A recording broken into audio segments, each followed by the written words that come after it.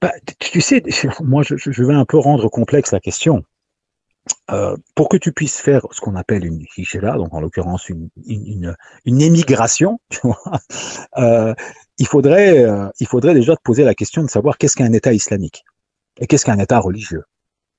Or, cette question-là est extrêmement complexe. Par exemple, je donnais un simple exemple. Est-ce que, puisqu'on on peut discuter de ça, est-ce que un État où tu dois corrompre les fonctionnaires pour avoir des documents administratifs, mais là où tu peux entendre le adhan et où tu vois des mosquées, est plus islamique qu'un État où il y a beaucoup moins de corruption, mais où tu entends pas le adhan. Par exemple, tu vois, on peut se poser la question parce que la corruption en islam, au niveau de la gravité, elle est bien plus grave que ces manifestations extérieures de religiosité telles que le foulard ou le hadan. Alors je ne déprécie pas du tout le hadan et le foulard, mais je dis tout simplement que dans l'échelle de gravité, la corruption est pire. Alors, la question de savoir qu'est-ce qu'un État islamique à proprement parler, elle est complexe. Elle est pas du tout simple. Tu vois.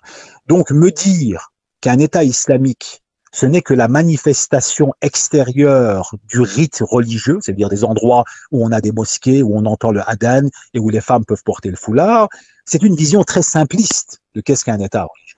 Tu vois. Donc, il faut se poser la question de savoir qu'est-ce qu'un État religieux avant de pouvoir répondre à ta première question. Et là, ça risque de nous entraîner dans un autre débat qui pour moi est beaucoup plus, qui pourrait difficilement se tenir comme cela en quelques minutes. Mais c'est un débat. Il ne faut pas être aussi simpliste que cela. Quand tu vas dans certains pays aujourd'hui qui sont censés être religieux, tu verras que les rapports entre les êtres humains sont beaucoup plus houleux que dans d'autres pays qui sont moins religieux. Tu vois. Alors, ça ne veut pas dire que les pays qui sont moins religieux sont par essence meilleurs que ces pays-là. J'ai pas dit cela. Tu vois, mais je dis tout simplement qu'il y a beaucoup d'autres paramètres qu'on doit prendre en considération. Tu vois, la quantité de mensonges, par exemple, des gens vis-à-vis les uns vis-à-vis des autres. Tu vois, ça c'est un paramètre à prendre en compte. Est-ce que dans un État religieux, tout le monde ment? Tu vois, tout le monde essaye d'enrouler tout le monde. Tout le monde essaye d'arnaquer tout le monde. Tu vois, c'est la loi du plus fort. C'est-à-dire que si par exemple t'es pas assez fort, bah tout le monde prend ton droit. Les gens font pas la file. Les gens, si tu ne connais pas via un contact le cousin d'un policier ou d'un gouverneur, tu peux pas arriver à tes fins. Est-ce que ça, ce sont des États religieux? Enfin, je veux dire par là qu'en fait, il faut réfléchir à tous ces paramètres-là également. Il ne faut pas juste être impressionné par les manifestations extérieures du fait religieux. Il y a par exemple des appels à la prière, des mosquées et des foulards.